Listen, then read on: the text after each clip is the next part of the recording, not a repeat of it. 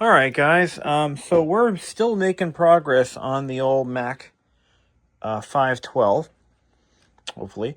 And I'm now at the point where we've repaired pretty much everything that was wrong with this machine, and it is running pretty consistently well at this point.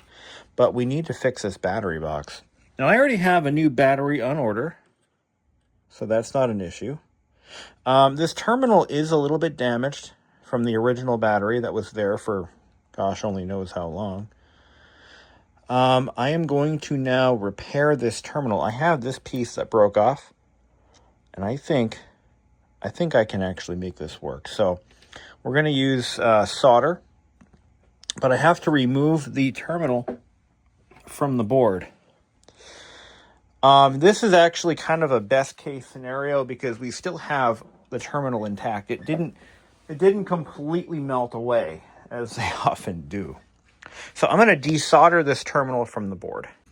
Now, as an aside, if you find yourself in the situation I thought I was in that I thought I had the wrong version of the ROM, meaning I had the original 64K ROM that these machines would have shipped with, and I want to upgrade this to the capabilities of a Mac 512 KE or a Plus, there is one thing that you must know. The ROM that you want to order is called the Mac Plus ROM, which this machine already has. And we didn't know that. I didn't know. You might have known that. I didn't know that. So I mistakenly ordered the wrong ROM. Yeah. Right? Kind of a bitch.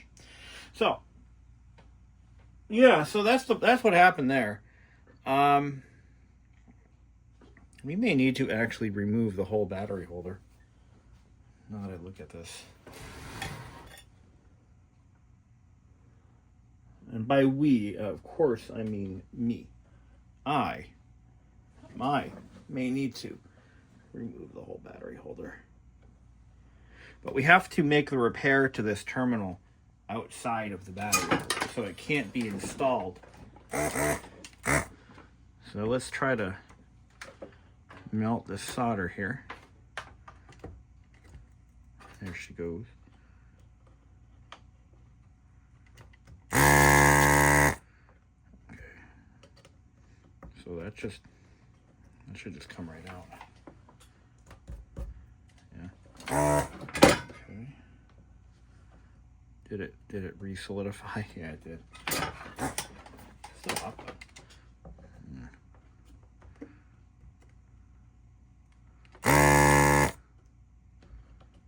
Okay.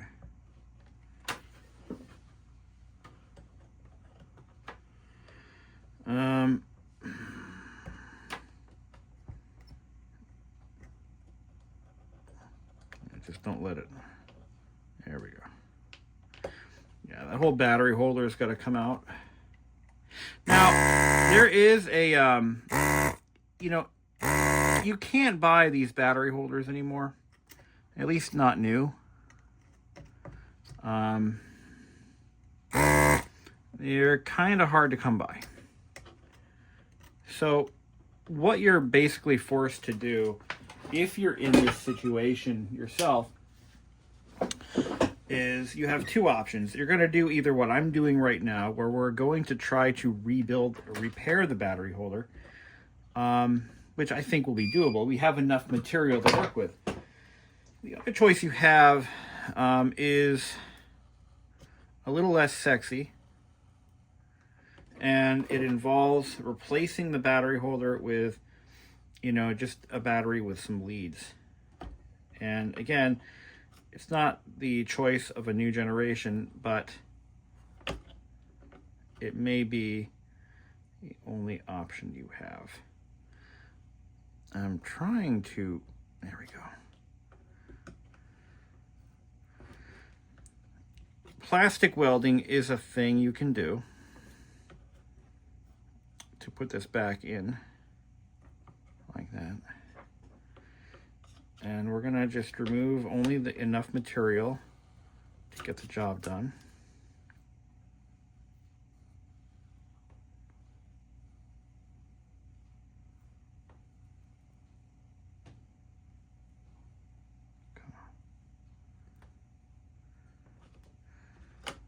I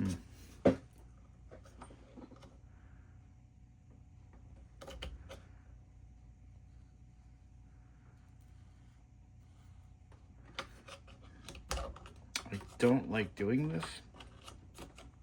Sometimes I just don't have an option.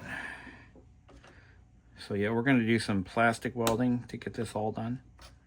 And come on now. There we go. Got it. All right. Let's see what we have to work with here.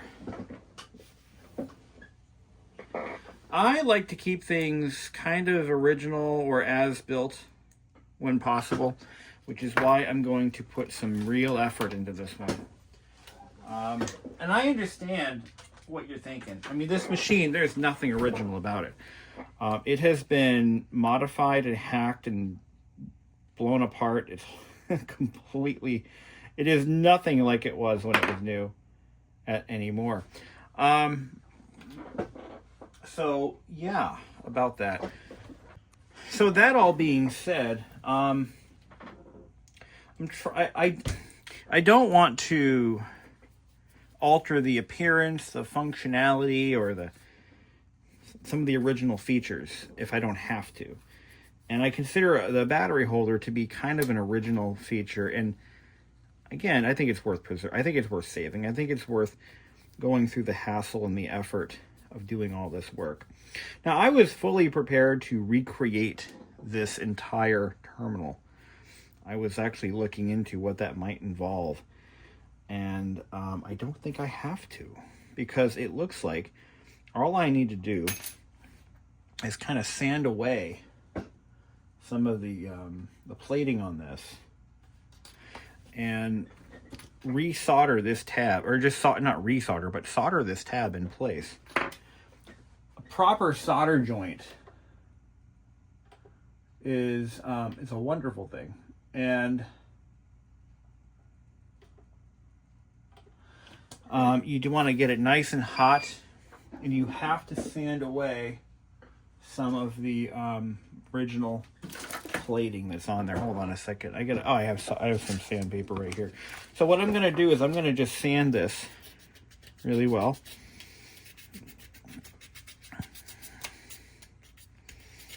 And we're going to test it. We're going to see if we can get it to take a solder bead. The battery itself has already been ordered. It's a 4.5 volt. It's a bespoke battery for these, and they are still available. Well, it wasn't made specifically for this, but the batteries are still very much available, and you can put one in.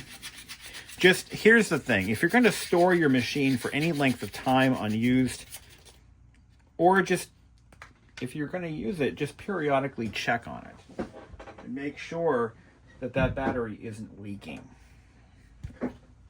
So, all right, so I'm going to use this guy.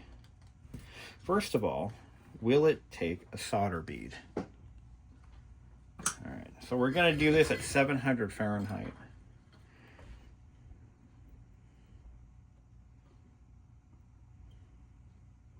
Oh yeah, all day long. And remember, we can only do this because we actually have the tab that broke off. And it broke off due to corrosion. Corrosion is no joke. It's no laughing matter. I don't know why I said that. I just felt like it needed to be said. Corrosion. So I used a little bit of deoxit to stop the corrosion process and neutralize it.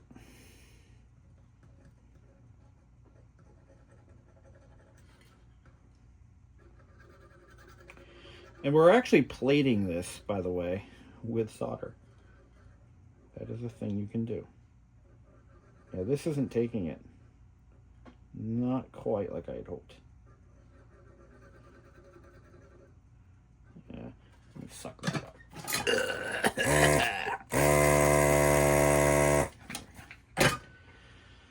Yeah, get it nice and hot. see the flux is fluxing.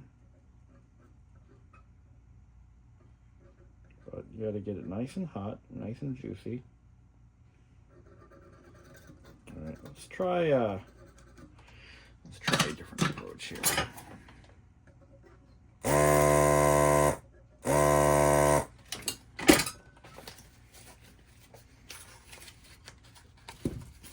Ooh, that's hot. Maybe too hot. Let's bring our temp down a little bit. Bring it back to 600 degrees. It could be too hot, and we're just burning the flux. This is leaded solder, so it doesn't need that kind of temperature. Let me look at this.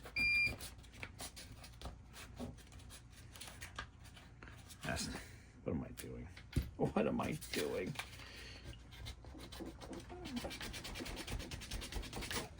There we go. Okay. And we're going to also clean up the button end. Right. So solder is good because it resists corrosion.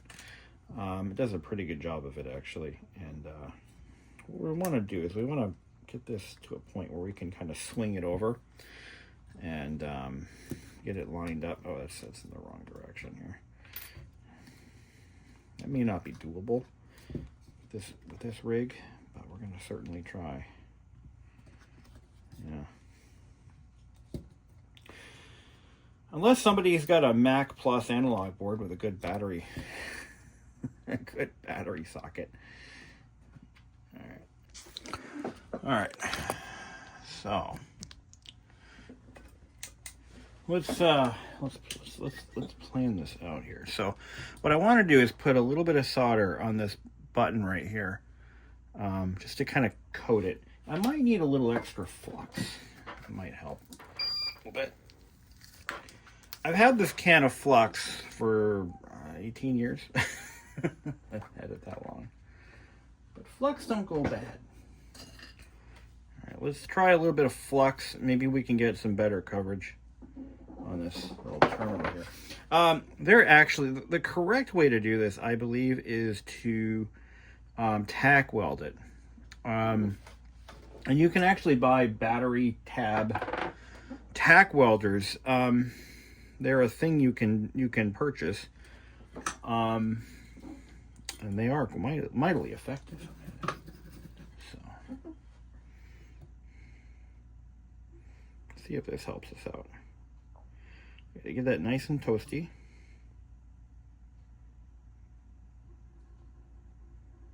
It's taking it mostly. We're at 600 degrees. I may need to clean this up a little bit more. It might be helpful. But we have a nice bead going there. It's helping. We just need to stretch that bead across by working the heat and working the solder flux. You know, like kind of like that. All right. I think we're heading in the right direction. What do you think? All right. So what I'm going to do at this point is we're going to try. So what we want to do is we want to solder it on like that. So let's do this. Oh yeah, I did say I wanted to put a little bit of solder on this bare brass or flashing or whatever the hell it is to kind of prevent corrosion, like so. There we go. That's going to help with our battery contact down the road. So now we got to figure out a way to get this lined up. It's like a bridge too far, you know?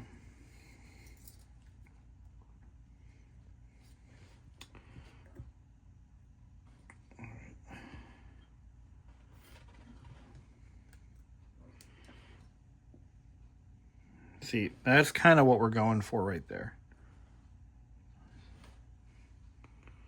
Like that. Make sure it lines up okay. Yeah. Now, are we going to be able to pass that through? Yeah, I think so. I think we'll be okay as long as it works. So let's get some solder, get some heat on this joint, and we're going to kind of solder that whole seam. Let it flow.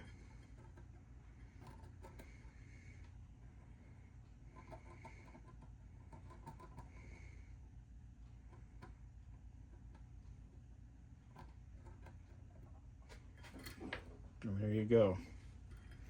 Let's let that cool off a little bit.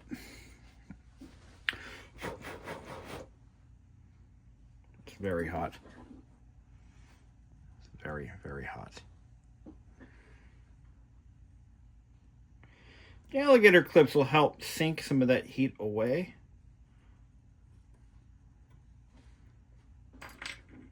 But ultimately,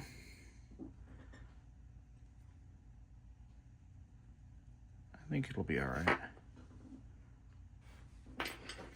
A little bit of deoxit residue here that we need to deal with.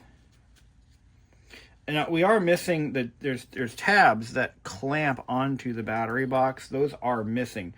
That's okay though. That's going to be just fine. We just need to slip this right in there somehow. All right. Almost there. There we go. Look at how strong that joint is though. Look at that. Look at that. Perfect. That's what we're looking for. All right. Now, we are, like I said, we are missing the little tabs that go here. I am trying to come up with a way to fix that. But we fixed the broken tab pretty successfully. I'm going to clean some of the flux off. But now we just need to figure out a way to adhere this to the battery box. Yeah. I'm thinking.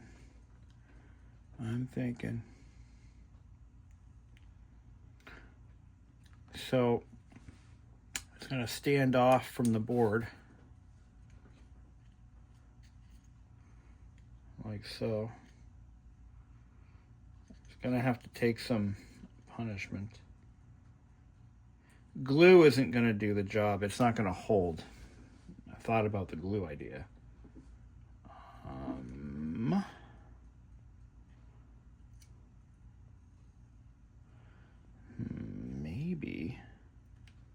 Maybe if we do this, let's try something a little bit quasi controversial. All right, we're going to take a little bit of rubbing alcohol, and we're going to clean the back side of this with rubbing alcohol. Remove any residues, oils, anything that doesn't belong there. And I'm going to just clean up the back side of here.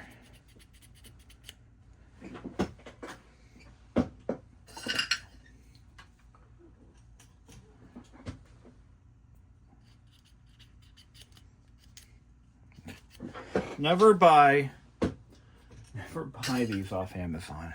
These medical grades, they always snap right at the head. Just the slightest bit of pressure. Not cool. Now I've got epoxies. I got self-mixing epoxies that might do the job. But I also have this. This is Loctite Superglue Ultra Controlled Gel. What I'm going to do is I'm going to put that on there, right? I have the original, I know what you're thinking. I have the original battery, right? Let me put that in there. I've got the original class of 1986 battery here. Positive to positive, negative to negative. Put that in there. And we're going to let the battery put the pressure on that terminal. We're going to let that sit like that for a little while. But look at how nicely that works. I'm going to bend this terminal back into position like that. Okay. So the back side of the terminal is coated with glue. It's been cleaned. It should, in theory, hold. And that's really only going to be there to kind of... I wonder if that battery's still got any juice in it. I bet you it does. I bet you it does. Let's see. DC volts. Absolutely nothing. It's making contact, but so it knows which side is negative and which is positive. That's something. 304 millivolts.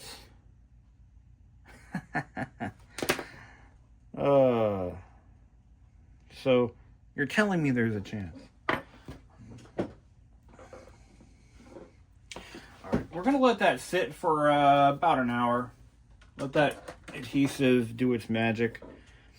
And then we're going to pop this back in. I'm going to probably have to use a little bit of plastic welding rod to repair these here. Add more material where needed. But this is looking good. This is looking real good. There's little plastic wedges.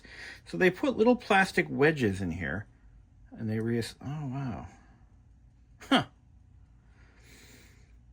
Somebody has figured out a way to 3D print these battery holders. The only problem is no one has come up with a way to make terminals. Oh, my terminal broke. Okay. Oh, just when I thought we had a solution. It broke. It broke. Oh, and the glue worked. Not really. All right. So we have, yeah, it broke, man. Came right off. All right. Well, I guess back to the drawing board for this one. Tack welding it will work. That is, I mean, that's a given. Let me clean some of this glue off. I thought we had it. I thought we had it. We don't got it.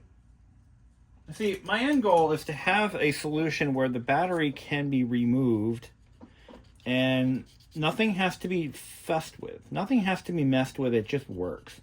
It just holds the battery like it normally would in the before times. And that's kind of what I'm looking to accomplish here. But that didn't happen for us. But that's okay. I mean, it actually kind of worked. It kind of held. Surprisingly well. But I think we had too much of a lever on it, too much of an angle on it. And we can fix this. This is fixable. We can fix this. I'm going to just try it again. All right, so we're getting ready to kind of complete this job, and here's what I've come up with. So I have so these tabs are missing from this side, so I had to make new ones. What do I make them out of? Well, I've got a bunch of these combs. These are contact combs, and they are designed to connect two boards that go into the 1990 to 96 Mazda Miata radios that I work on, and I have a bunch of these laying around. But they have these nice, beautiful pins that I can bend and cut and shape into whatever the hell I want. And I have chosen to use these pins as stand-ins for the missing clips. And I'm going to try to make them kind of uniform. So what I have to do is then bend the pins like this. So I have something to hold on to while I'm tacking it on with solder. Now, because the plastic battery case is made out of, I have no idea what, because it's not melting. It doesn't melt. Or it has a ridiculously high melting point. So I don't have to worry about melting the battery case. How cool is that? I'm going to pre-tin this part with a little bit of solder. Like so. Get a little bit of solder on there. And I'm going to put it in position exactly where I want it.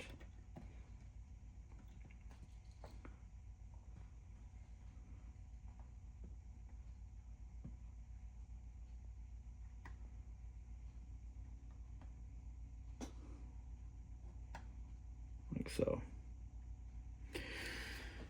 Okay. And that broke off. So we need to do that again. I must have to put a little. There we go. So let's get this hotter so that the solder has a better, stronger bond.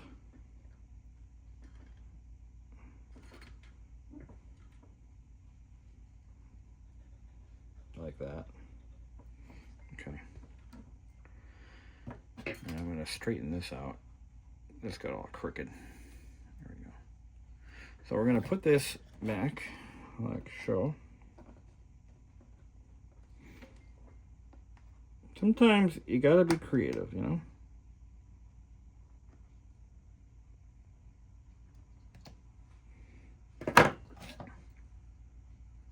Nice bond on that one. Nice bond on that one. And then what we do is we clip off the excess.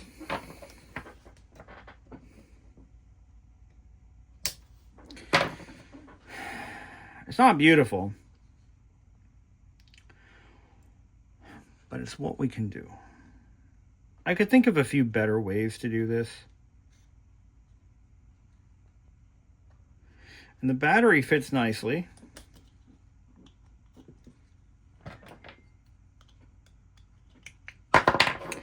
Terminal is still in one piece, and there's just enough tension on that terminal to keep the battery from, you know, wigging out. And my cat is crying. Because of course he is. Butter boy. Come on, butter boy. Come on.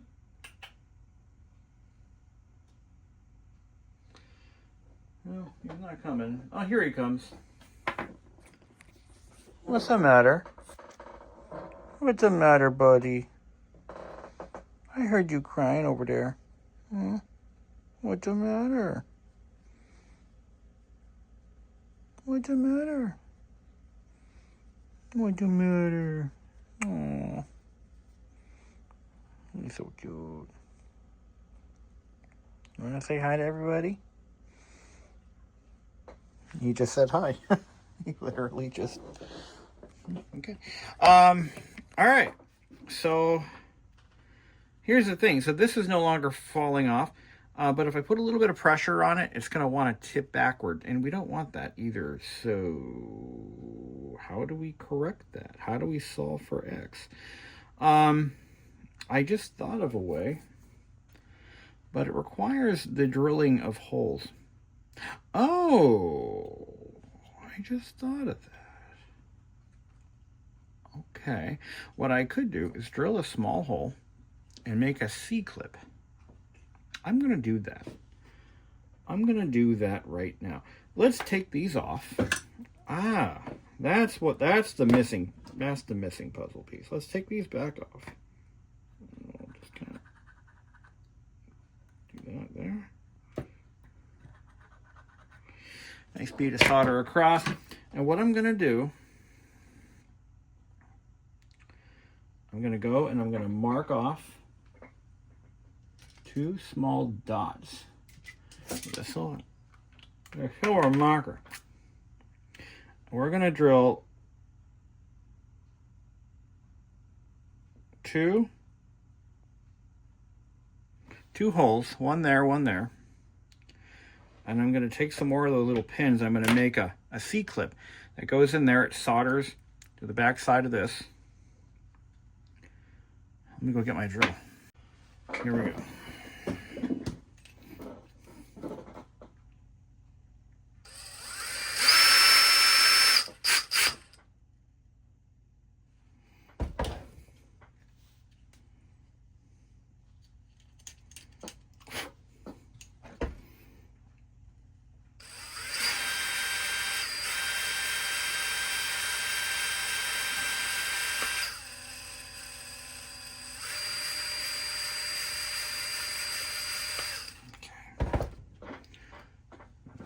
Holes there.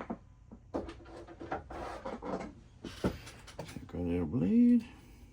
Don't know what this material is. It could be ceramic for all I know. All right, now what we're going to do, terminal's still very much intact, it's holding its own. Make sure we get it in place. And then what I'm going to do is I'm going to take two of these little pins, right? I'm going to pull them off. Pull them off my Sean P. Diddy combs. Like that. Like that. I'm going to put a little hook on the end. Like so. Put a little hook on this one. Like so. Okay. Hook goes in the hole. We're just going to bend it over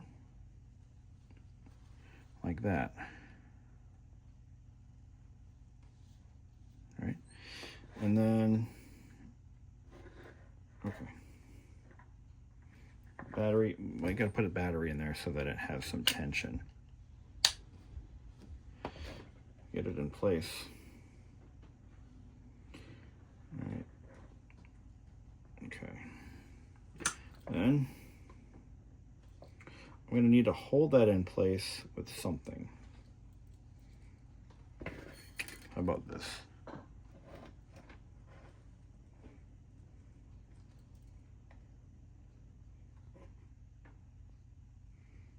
Get some solder on that. Okay, now we do that again for the other one.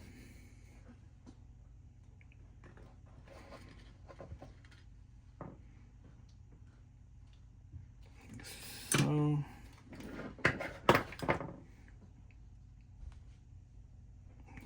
give this one a slightly sharper bend. We're going to do that over here. Okay. So this is effectively the shape that we end up with. Looks like a little dipper.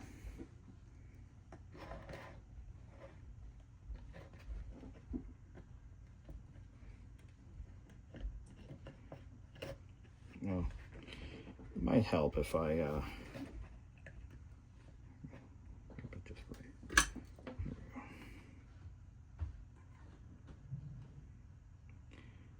Get a little bit of solder.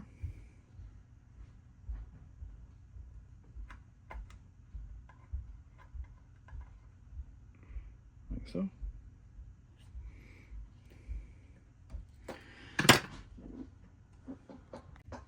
Okay, so what we're left with here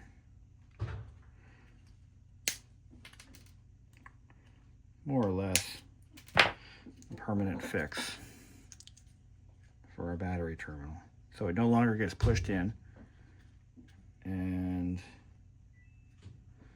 the battery can be inserted without worrying about bending the terminals and causing a fatigue failure at this end, on the logic board end.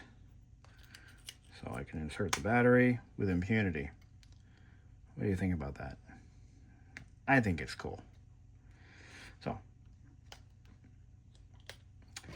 now we just need to install the battery compartment. And yeah. Okay, so we'll insert that there. Insert that over there. So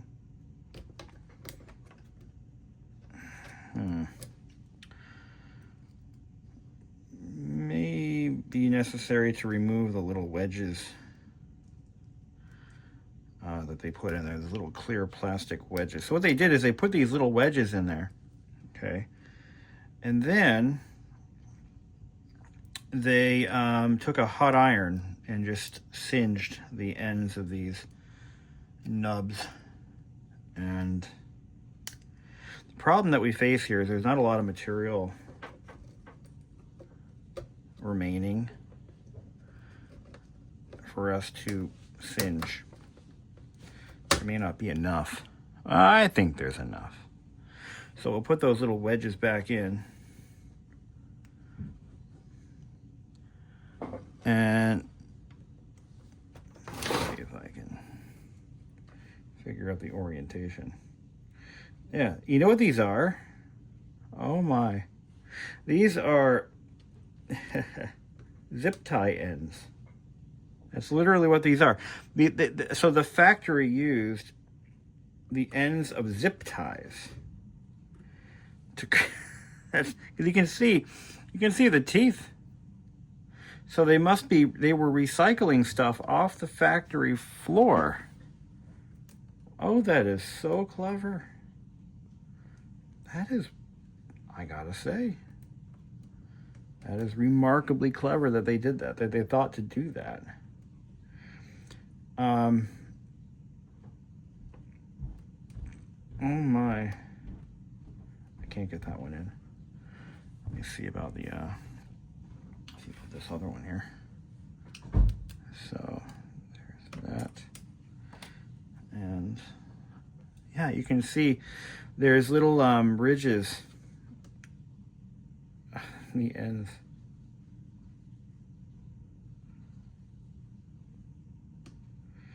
I'm having a hard time. Oh, there we go. Got it. Yeah, and that's what's pushing it out. Oh, wow. And we have all the original ones too. They survived the process of extraction.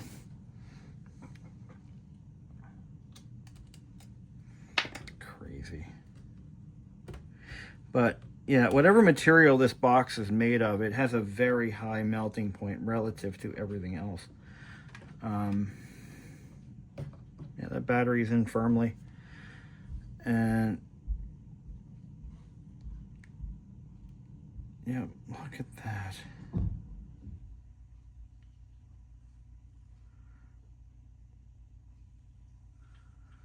Look at that. Put them back in, if I can. And then we got to take a hot iron, and we just need to give her hell. Yeah. So we'll start off by just soldering the terminals into position.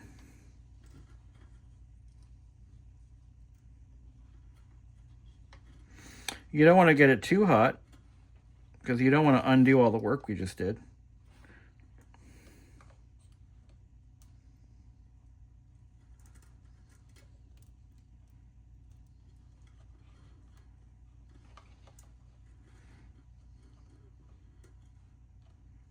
Okay.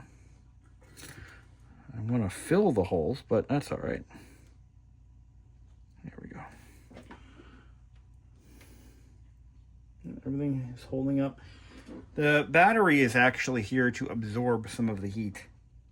I left it there on purpose. It's not going to blow up. I mean, if it does, well, that'll be fun, won't it? So we're going to go and we're going to try to singe.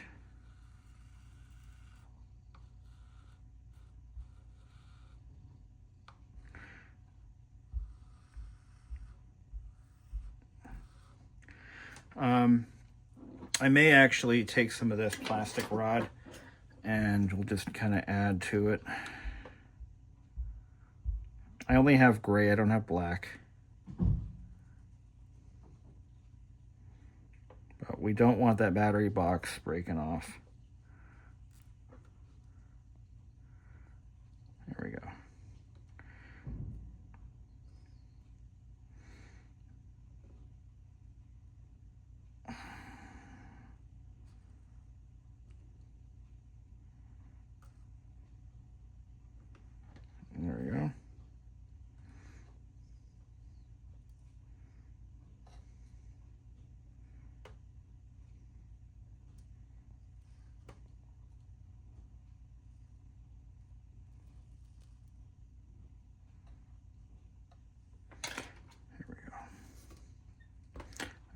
That should hold her. That should hold her. At least for another 40 years.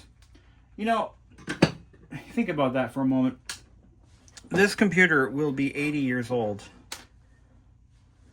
And thus, so would I, theoretically.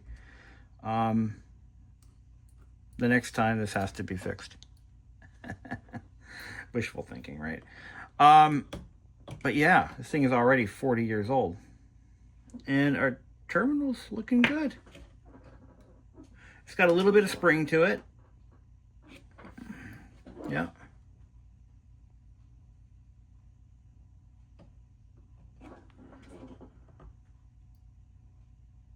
Is it breaking again? See, you don't want it to break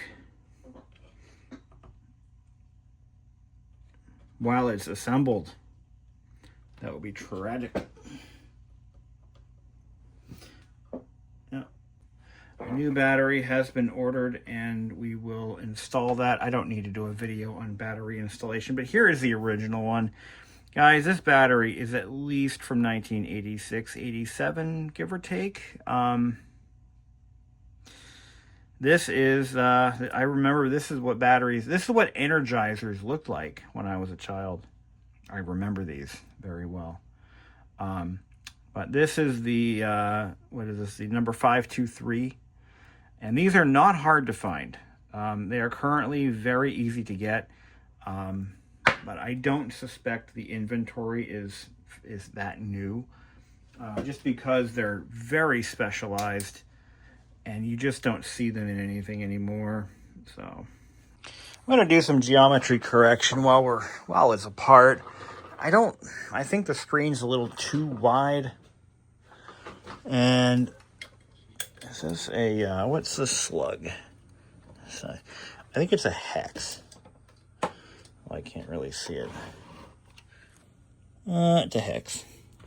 So we're going to do the horizontal tuning slug. I'm going to bring it in just a wee bit.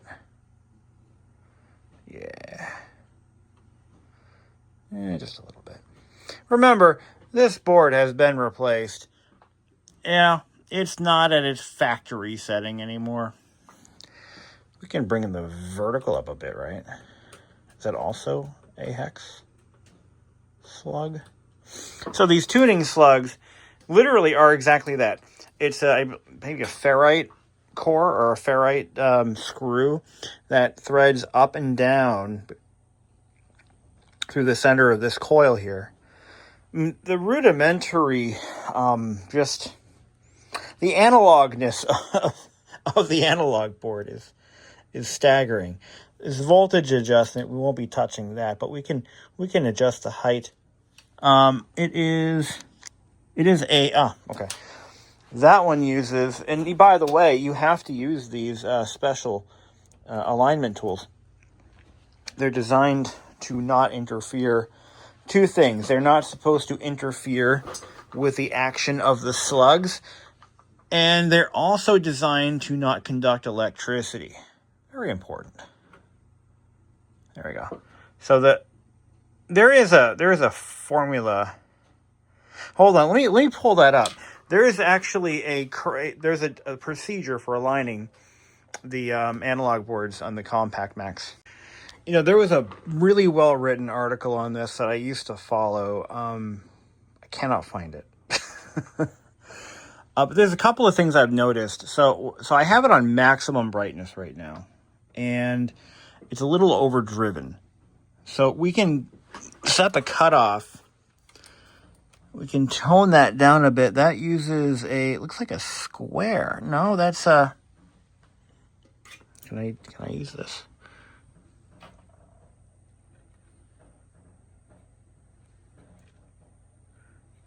Yeah. So we're going to lower that down a bit. There we go. Okay, I'm going to lower that down just a wee bit. Focus, I've already looked at the focus on this, and it's right about where it's going to be.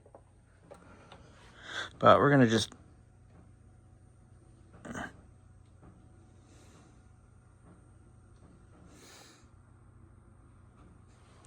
find the smallest point I'm turning it back and forth until I find a happy spot.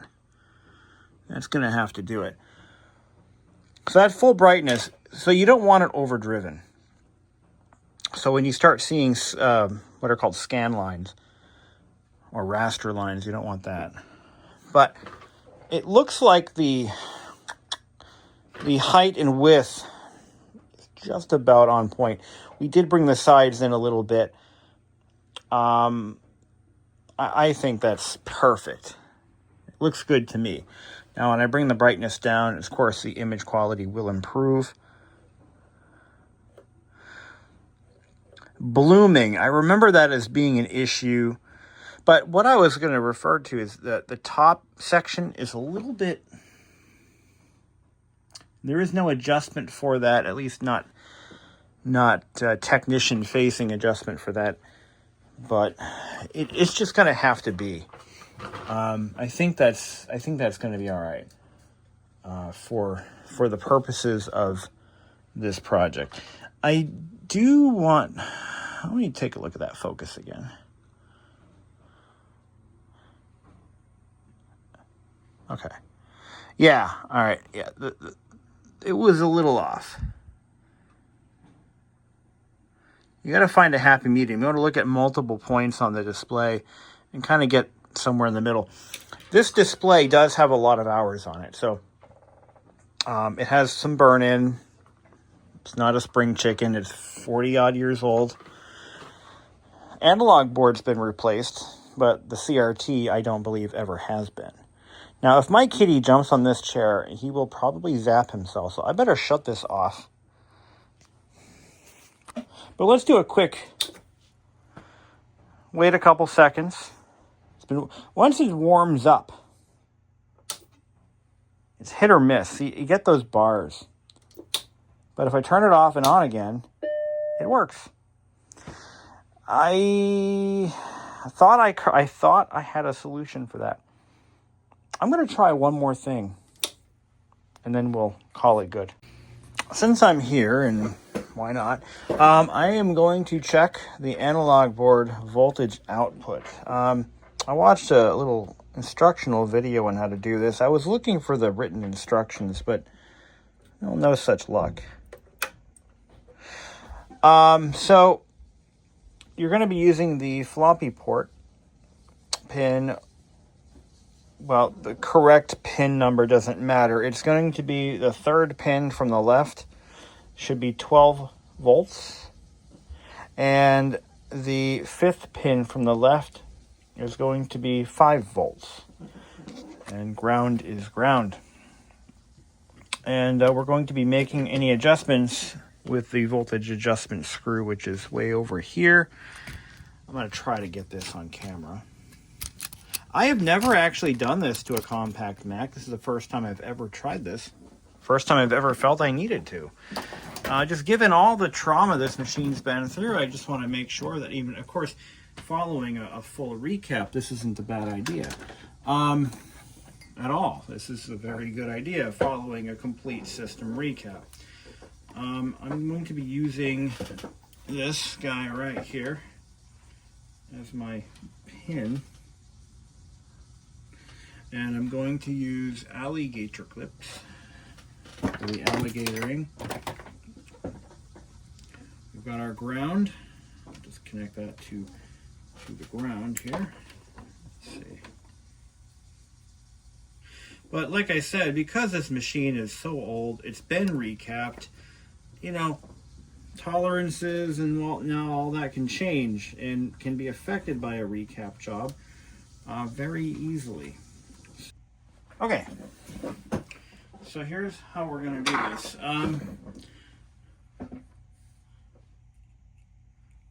Just go ahead and hook this up to here.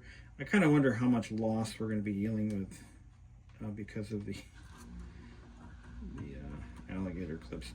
All right, so let's go ahead and first of all, okay, it's going to be a flat blade adjustment screw. I got my tool right here. Let's turn it on. I'm going to turn this on to voltage, DC, auto ranging, 12.3. It's a little on the high side. And by the way, it didn't bong. Okay, this next one is going to be 5. 501. 501. And it ranges, so we are actually well within range. We're in good hands, like Allstate. So this is good news.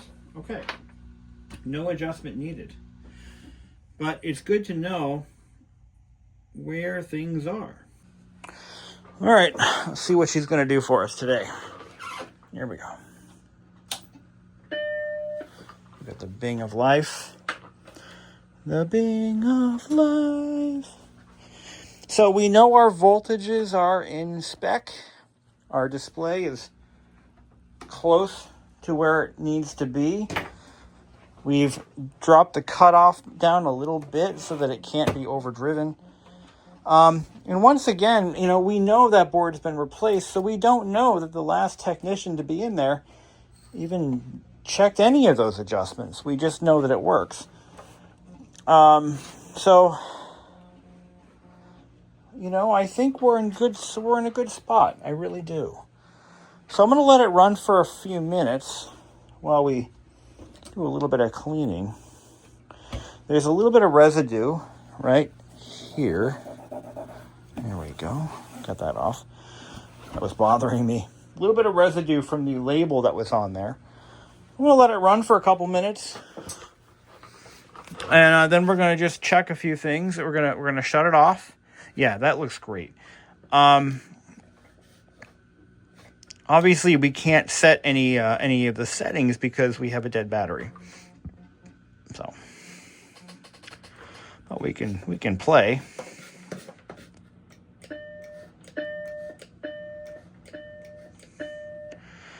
There are very few settings in the early versions of Mac OS.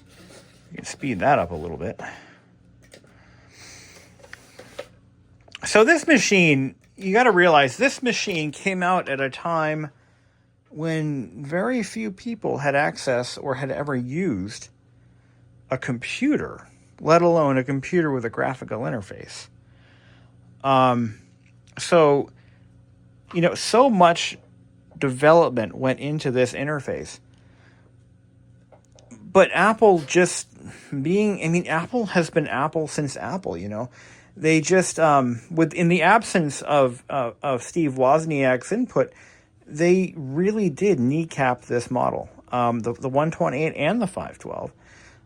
They were kneecapped on purpose to make them non-upgradable and more of a closed appliance than a proper computer. Now, the Apple II, on the other hand, that was a hobbyist dream. The Apple II, at that time, at that place in time, if you were a DIY or a hobbyist, somebody with, you wanted the computer to do things that weren't necessarily out of a catalog, that's what you bought. If you were a consumer, that was more likely what you would buy. But if you just needed a machine to do some desktop publishing, and you were a novice to computer technology in general, that's where your Mac 128 came out. Your Mac 512, your later on your Mac Plus. Let's shut her down. Okay, that's promising. It was occurring more often when the machine was hot, when it had been running for a while. So let's give it some time. Let's let it run for a few. I haven't really tested the keyboard at all. I have already repaired the cable using nothing but deoxit. There were some issues with the keyboard cable, but let's just do a key check on this because I still haven't even done that. Backspace doesn't work. Okay, that's something we can work on. ASD. Yeah, so it looks like all connections on that cable are working. Yeah. Shift keys work. Z key works. Spacebar. Nope. I don't even hear it clicking. So, let's see. Okay. That's something we can work on. That maybe we will do a video on that. I suspect just dirty contacts, maybe. Did we check the home row? Space bar works. Both entry keys work. No backspace. Both shift keys, caps lock, tab, tilde, all the number keys, so something's up with that. But the keyboard is in otherwise good working condition, so that is a good thing. But like I said, we will retro-bright both the keyboard and the mouse and the battery cover in a small retro-bright session in the driveway. So she's had a chance to warm up a little bit. What I want to do now is I'm going to shut her down.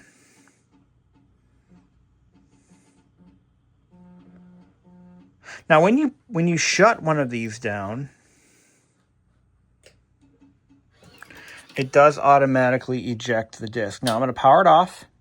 2, 3. Ooh, so close.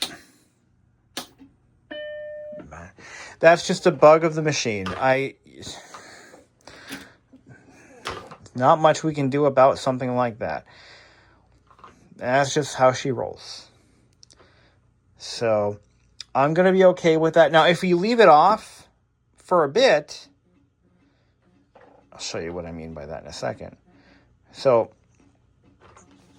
just doesn't like to be hard cycled like that. If I leave it off for a few minutes or 30 seconds or so, let's do some testing. Let's just, what the hell? All right, so shut it off. Turn it on. Okay, turn it off. Turn it off. Wait. 2, 3, 4, 5. Weird. Just weird. But at least it's relatively consistent. I decided, you know what? I'm feeling ambitious. Let's crack open this keyboard and see what we're dealing with. So, right off, this thing is dirty as disgusting.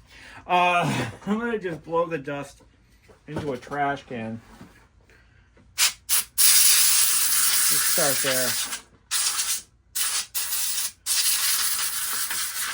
Now, the next thing I'm gonna do, let's get the plastics out of the way. The plastics are in really good shape, and it looks like the discoloration isn't, well, it just isn't. Because even on the inside, it's discolored, which is highly unusual. Usually they're pretty consistently only on the outside. Where the sun don't shine, things are usually pretty clean. Let's pop this keyboard apart and see why our backspace key is nolo operatoro.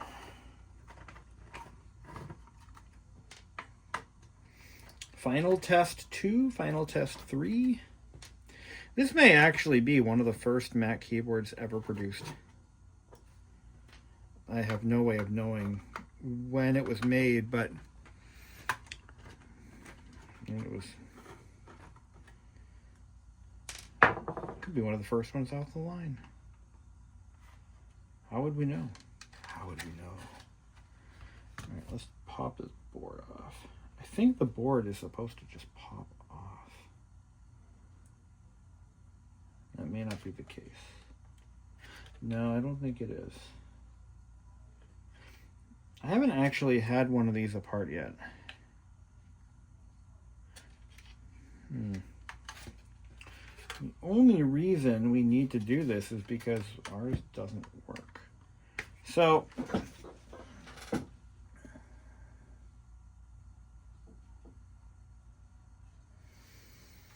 we would actually have to desolder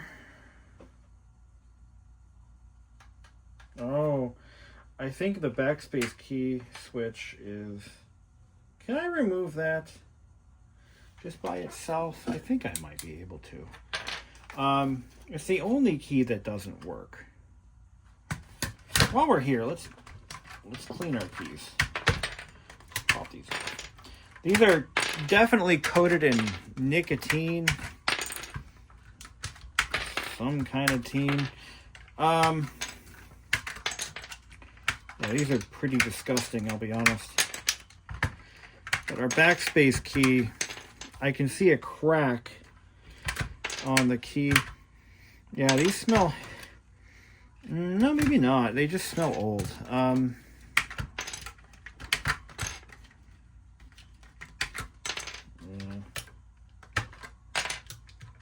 Okay. Yeah, nicotine dreams.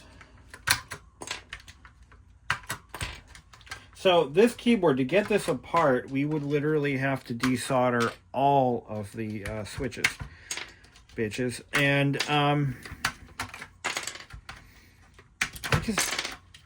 it's not necessary. If I can just remove the backspace key switch, then I'm good to go. Okay, so let's try to remove only the backspace switch.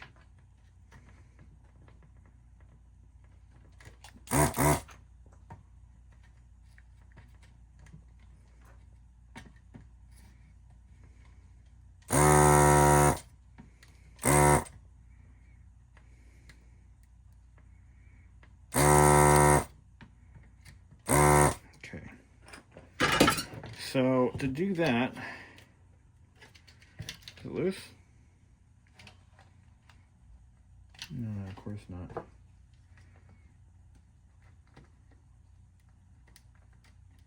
Make sure it is. So it looks like if I just squeeze these in,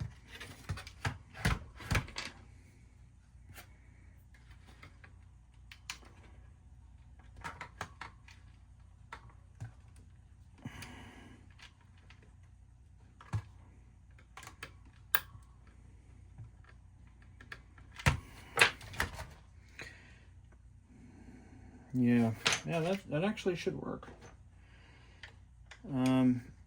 If I hope and pray.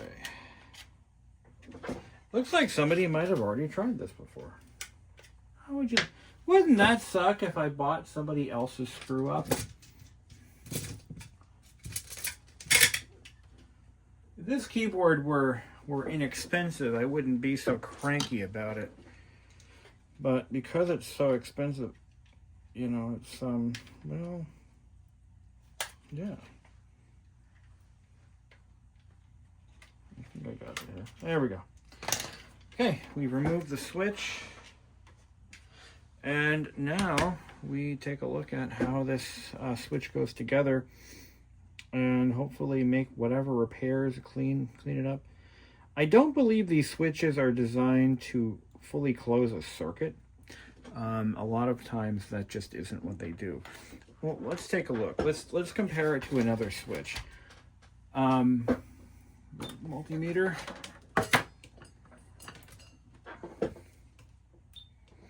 So if I test the continuity of another switch, what happens? Does it actually close it? Because a lot of times all they really do is kind of augment the signal in a way. They don't really operate like a open close. That's at least been my... Okay, so that's what it's supposed to do. It does close the contact. So are these Alps? These are Alps. I swear to God that says Alps. Yep, these are Alps.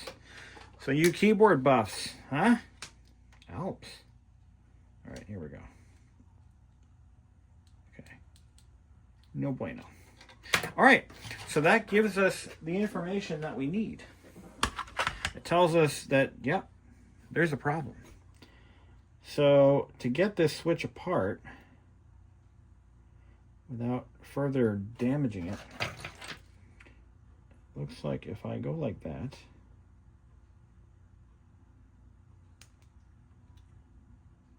like so,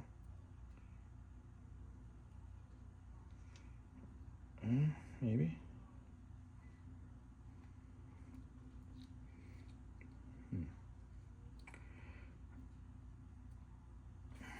Let's see.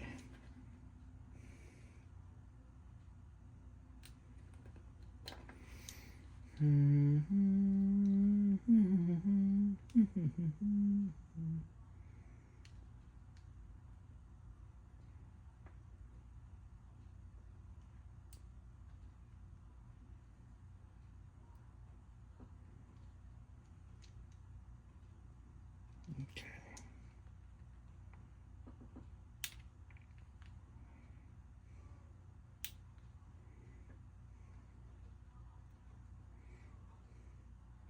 I actually think that there are people selling these switches online for these old keyboards. I'm sure I can find this one part. I know there are people that are scrapping these that have, you know, taken bad keyboards and parted them out. But I'm feeling adventurous. Can't be that difficult, right? Let's take a look. Okay. All right. There's a little spring in there. So this is what it looks like inside. Okay. And it looks like a buckle spring kind of sort of mechanism. Kind of, sort of.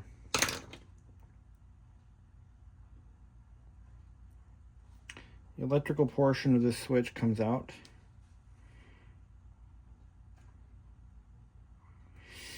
Well, no, it's actually, no, because it's potted in there. It won't actually come out like that.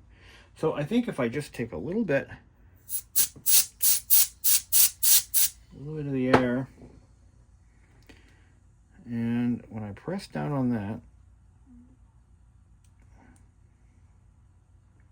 if I go like that, put the spring back in there. So really all I did so far is I just blew a little bit of dust into it. There's no corrosion, no signs of any liquid intrusion. Let's see how that does. These don't produce any kind of a satisfactory feedback. They don't do much of anything. All right, here we go. No, huh? I think I just... Nothing. Okay. Nothing. Let's get back in there.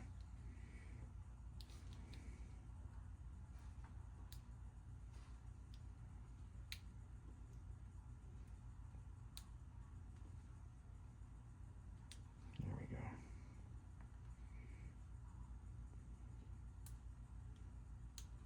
Okay. Let's try to dig a little deeper. So, does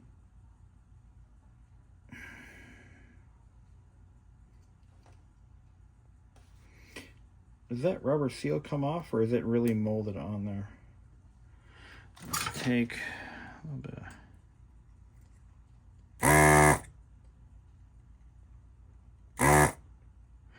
Clean those terminals up a little more.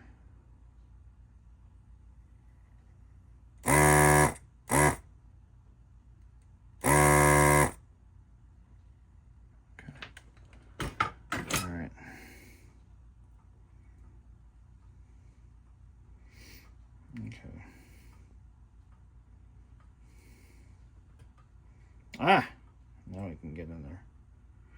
Okay. So,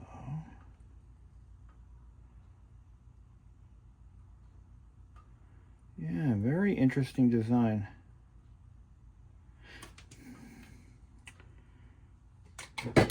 The switch component is a little bit, it's so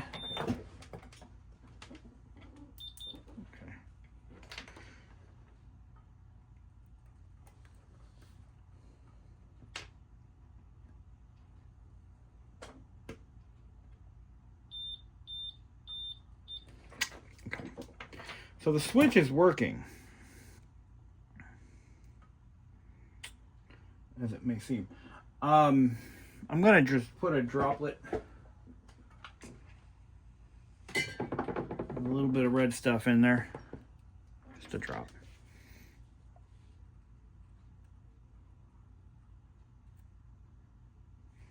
It can't hurt. Saved me in a lot of problems like this. A very interesting switch design. I've never quite seen anything like this in my travels. But you've got your two metal plates, looks like they're brass. And when the switch buckles, it's supposed to press this down onto that switch. And it pushes those two plates together once it hits that yield point. And as far as I can tell, that is actually working. It's clean too. But, okay.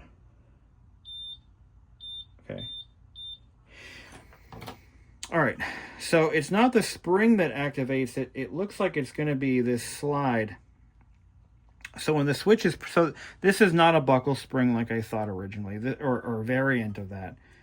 I need to be clear, not a variant of a buckle spring, but it uses a spring, and that's the only similarity.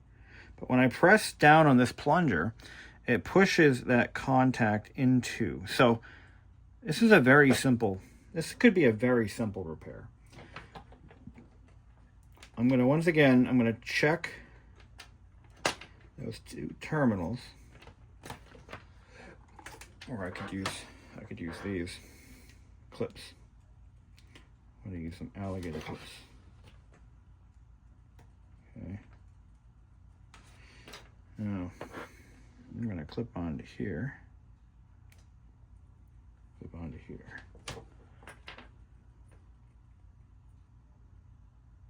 Okay. Yeah, I see the problem.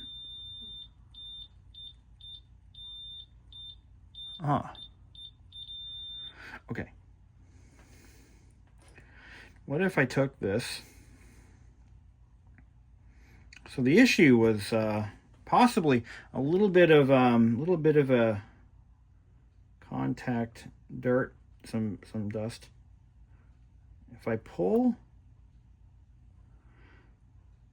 this little spring out a little bit to give it a little bit, kind of reduce the amount of travel needed, but we don't want to do it too much because otherwise it's just going to not work, will it? So, all right. Clip these on.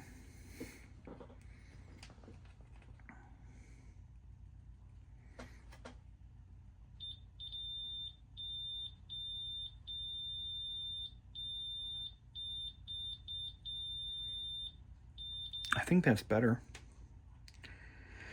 Okay. All right. Okay, so now we just go and put that spring back in place.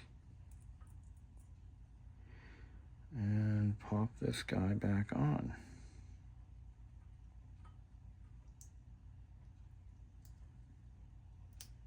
Now this is a dust seal that just crumbled. That's okay. All right, that little dust seal has crumbled. That's all right. She did a good job. All right. So now once again, we have it together. The spring is in place. Plunger's in place.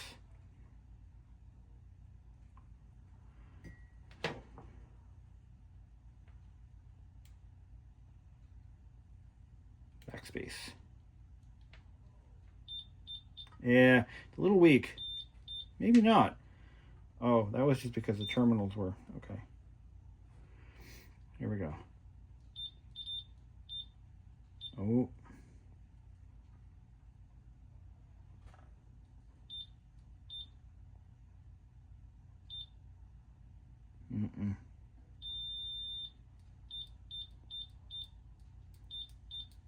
Yeah.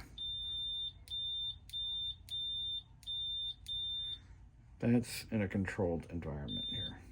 Let's try that again.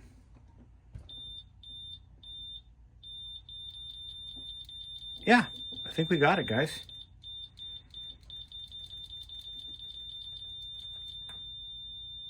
Yep. Yeah. All right. That's it. Put it back on. And then we're going to test it in situ.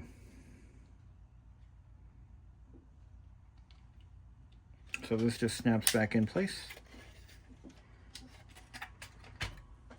We don't need that. Turn this on.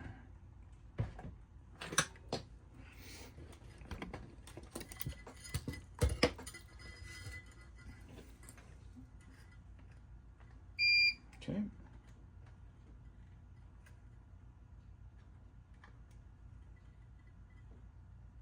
There we go. Okay, so now we should have functioning. So I gave that little contact spring thing there. Gave it a little bit of a bend, a little bit of a twist, and it's a capacitor in here. Maybe we change it while we're in there. What is it? A 50 volt, 1 microfarad? Yeah, I got tons of those. We'll throw a cap in there too. We're here. Why not? Could only make it better. All right, let's whenever I see an old cap, I gotta replace it. I just can't help myself. Can't help it. I can't help it. It's like a character flaw with me. But they cause so many problems. All right, here we go. Now we're in situ. Yeah. Yippee-di-yippee-ki-yo. All right. We got a 50 volt 1 microfarad cap. We are replacing that. We're going to clean the keys.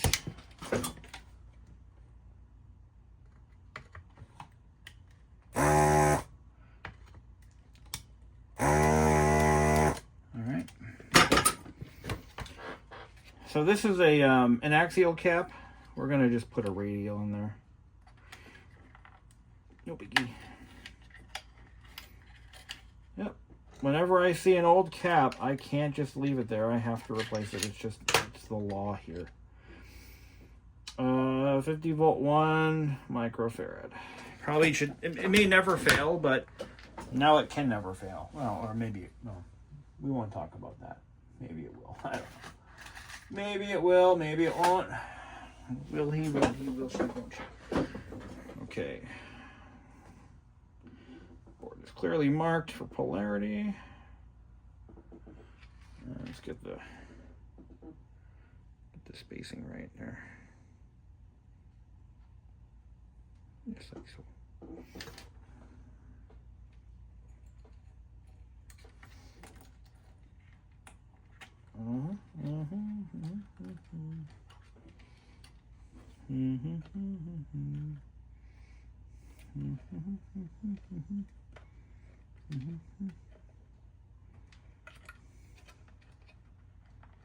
Okay.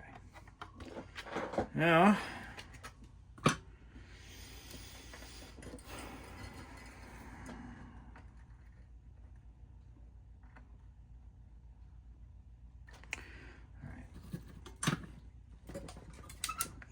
now I'm just going to clean these keys. We'll put it back together and we'll call it a day.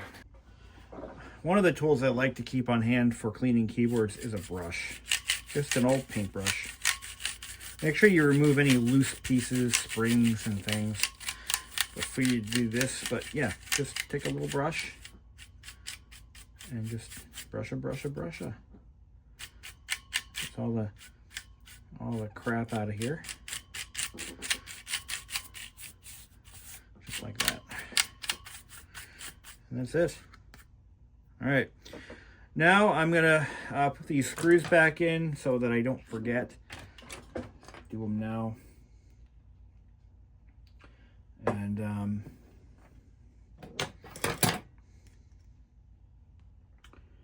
You can tell which ones had the grounding washers. That's pretty obvious. So you want to make sure you put those back on where you found them. And I'm glad I thought of that just now, because there was an issue that I had with a keyboard. It was an IBM 51. Excuse me, an IBM Model F. Yeah, and that Model F keyboard. Boy, where do I start? So that Model F keyboard had a random problem where it would just register random keystrokes. And I couldn't figure out what the problem was. I was at my wit's end. I could not, for the life of me, figure out why it was doing this. It would just register random keystrokes. And it took me maybe a couple of months of just troubleshooting, trial and error. And yeah, at least a couple of months to figure out what the problem was. And what it was a bad ground. And that was on a buckle spring keyboard, but I used basically, it's like a capacitive touch technology, I guess. I don't know what else to call it. But the end result was, in order for that keyboard to work 100% correctly, the base plane of the keyboard, the ground, it had to be properly grounded. What was happening was it was building up phantom static charges, and those phantom static charges were just generating random keystrokes. It was the strangest thing. And while we're on that subject, these keyboards use a standard RJ11 keystone jack, and it doesn't hurt to go in there with a cotton swab with some alcohol and just clean the fingers, clean the contacts on that jack, just because they're prone to intrusion.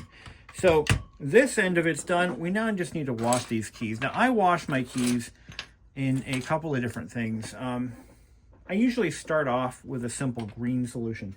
Just simple green, not a simple green solution. Just plain old simple green. And we start there. And if that doesn't work, I'll go up a little bit. But simple green, and what I'll do is I'll end with Clorox Cleanup, which works pretty well. And it does a great job of removing God knows what might be on those keys. But I use a strainer.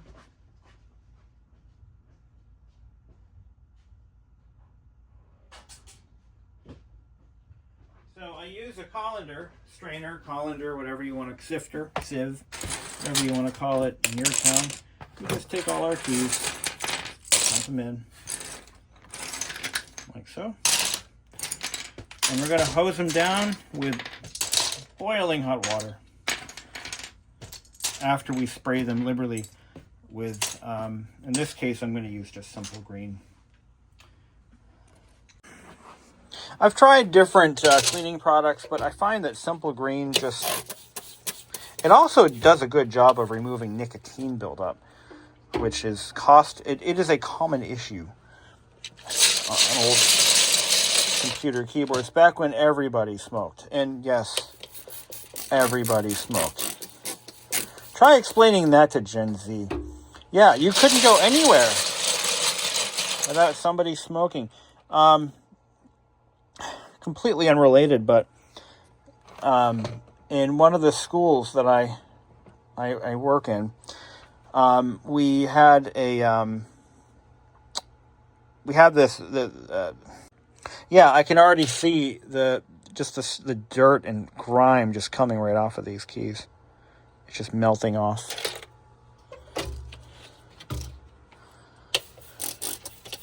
But yeah, you could go to a restaurant, a public school building. Maybe teachers' lounges used to have ashtrays in them. I'm just old enough to where I think smoking in public schools was already banned by the time I was of school age. But restaurants, bowling alleys. Yeah. Yeah, I think I missed the boat on public school smoking. But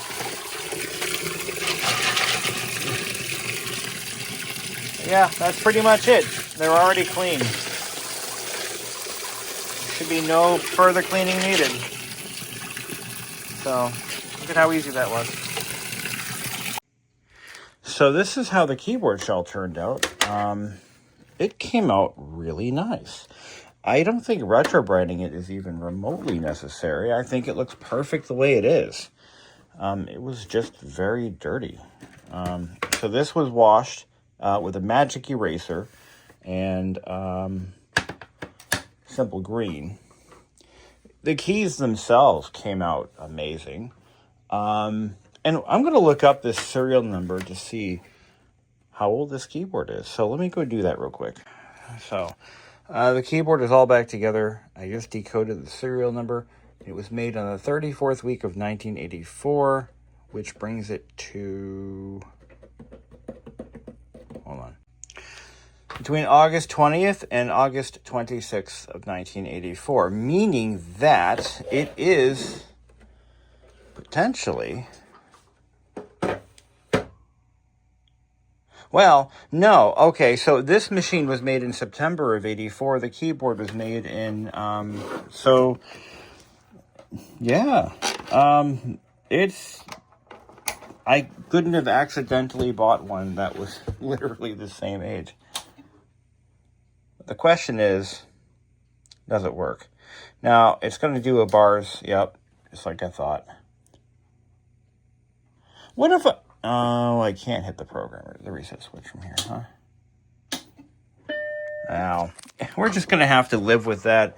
We have two choices. We can live with that little hiccup, or we can just remove the expansion board altogether and be done with it. So we're going to do a quick check to see how the keyboard works. We fixed the backspace key. That was the plan. Make sure we did it right. So that K key is a little proud. Why is that? Why does the K key sit so high? Is it not in all the way? I just noticed that. It's a little proud of the other keys. I can't imagine why that happened. Huh. Unless, oh, that's interesting. Okay, the D key does too. So it looks like it was designed that way. I never noticed that. Ah. Well, there it is. Okay, let's open up Teach Text and see how we did. We're going to do a full key check. All right, backspace works. Just check them all. Okay, good.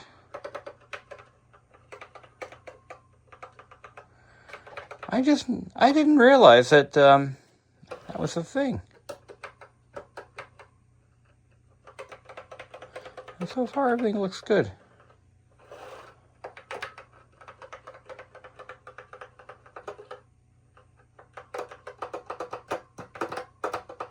Okay. Option key works. Look at that. Space bar. That's an important one. Okay. Checked all the turn shift key. So far, so good. This looks like a runner. That's right. Got her going. So keyboard's done. Machine is done. And we just need to put in a battery. Battery box is done. We're going to do the same treatment to the mouse. Let's see when the mouse was made. Wouldn't that be funny? G634M. Let's go back one. I kept looking. Hey. No. Stricken, no.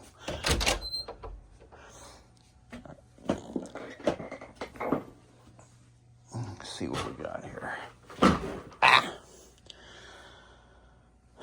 Decode another serial number, and I could use a barcode reader, or I could just type it in manually, but I don't have a barcode reader. So G63 4M double 878 decode number. So this is not valid. G634M. Oh, I missed a digit.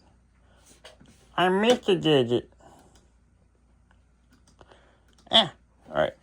G63 4M01.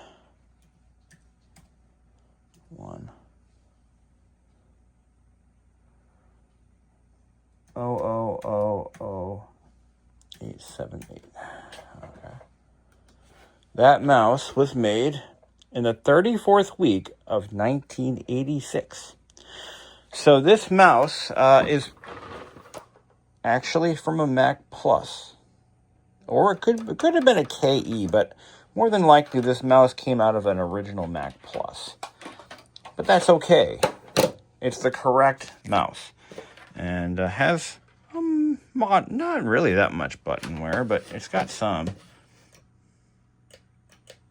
I couldn't be happier. I think this worked great. Is there anything in the scrapbook? It used to be a cricket sound, depending on the version of the OS. No cricket sound. We do have champagne bottles. There's that. Shut it off. Turn it on. Yeah, see, it's doing it randomly. I'm not worried about it. Just a flick of a switch. I don't think we have any bad RAM, though. I think if we did, it would be a consistent failure every time. So, and it's not giving me any error codes. It's just gray bars, or jail bars, or Beetlejuicing, as I like to say. Thank you for watching, and this will finally conclude our video. Oh, and before we go, one more thing. I wanted to show you guys the Polaroid CP filter that came with this machine. This is a circular polarized filter. I looked this up online, and it was a thing. You could buy these for most major popular display sizes. It looks like some of the polarizing material might be gone. But this actually lived on this computer for much of its life, if not all of its life. The CRT had clearly never been cleaned when I started. This was just right there, adhered to the face of the computer. This was something that, and this is kind of how I know this computer was a working person's machine. This was something that was used for business or writing or something that required long hours at the keyboard. So let's go ahead and just for nostalgic reasons, we're going to fire her back up, and we're going to look at what this filter does and how it changes the image on the 9-inch black and white display. These filters were common. They would reduce eye strain, and it basically blocks certain wavelengths of light. And I looked up, there are some of these that are still for sale, new old stock, for the larger 12-inch displays on the PC side of things. This is not being preserved. I am throwing this away at the end of this video. I am not saving it. It is ruined. I can look at it. You can see it may no longer even have the original effect because it's been cleaned so many times. But I can't really capture it on camera. But it's pretty obvious. Yeah, maybe not. But if I look at it at an angle, or is that just dirt? No, that's ruined. Oh, it is ruined. Yeah, it is completely ruined, guys.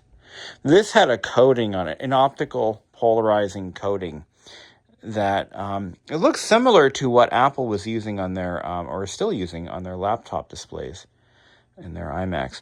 And it is mostly gone. Let's see what it does if I put it in front of the screen. So all it does is really tint the display. It is easier on the eyes, and I can't. Yeah, it is completely ruined though. But actually, it still works. No, it does work.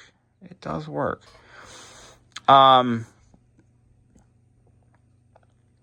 Yeah, it does. It does work. Okay. Now, what if I bring the brightness up? Remember, I lowered the maximum brightness that it will put out. Yeah, there's an effect there. It is easier on the eyes. But at what cost? It's not really necessary. It's ugly. And I would have to retrobrite this 3 times. Look at what color it used to be. Look at what color it is now. The computer wasn't nearly as affected. That's where it's going to go. I had never planned on saving that filter. It is hideous. It is not a Macintosh accessory or an Apple accessory. It was never meant for, it was just for any 9-inch display, which kind of limits it to the Mac. I get that. But now what about the system saver, the Kensington system saver? What am I going to do with that? I really don't know. I really don't know what I'm going to use that for. I don't know if I'm going to put it on or not. I mean, it's kind of, I could go one way or the other with that. I don't like it. I don't like the way it looks.